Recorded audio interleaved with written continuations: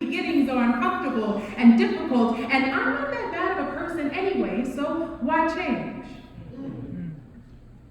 But when the promise of a new tomorrow no longer carries you through a hard time, who do you become? When the hopeful ringing in your ear is no longer "and I have a dream, Dr. King," do you give up?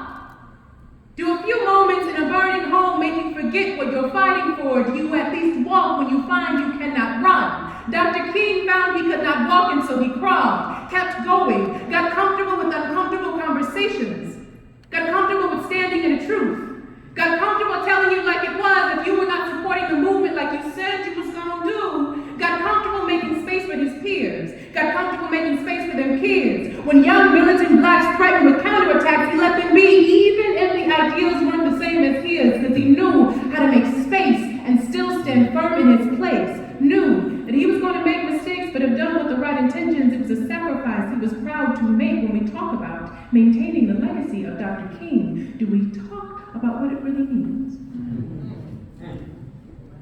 If you want the freedom to read, for how long are you willing to hear it? All right.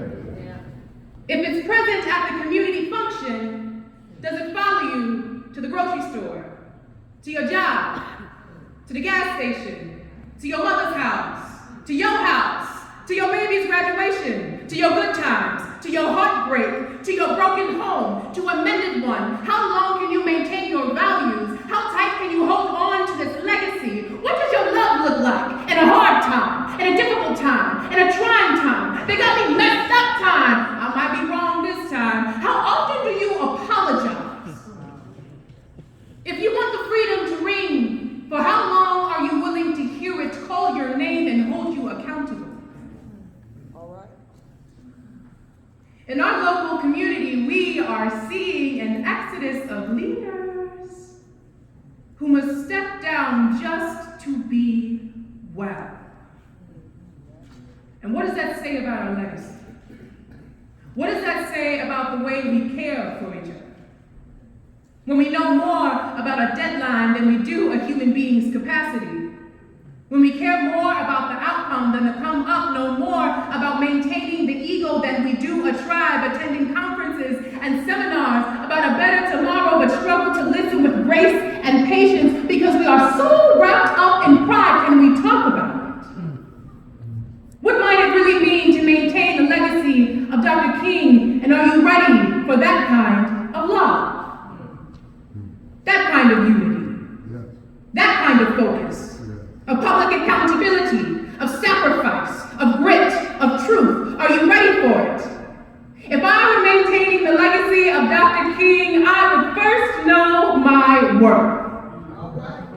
I would call myself magnificent.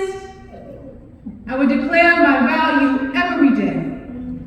And because I know my worth, I would know yours too. And that could be powerful enough, but I wouldn't stop there.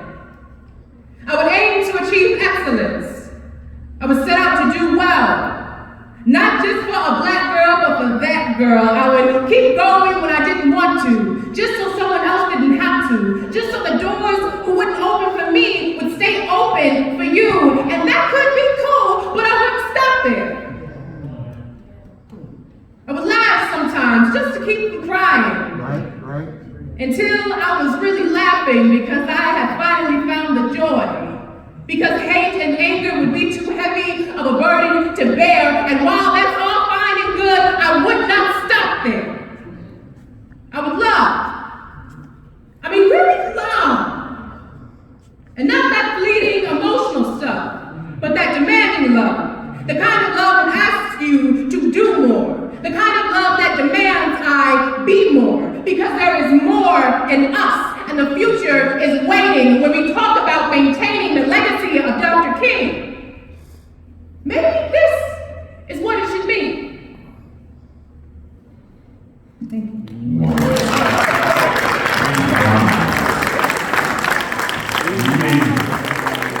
Pastor, the door of the church is open. Amen.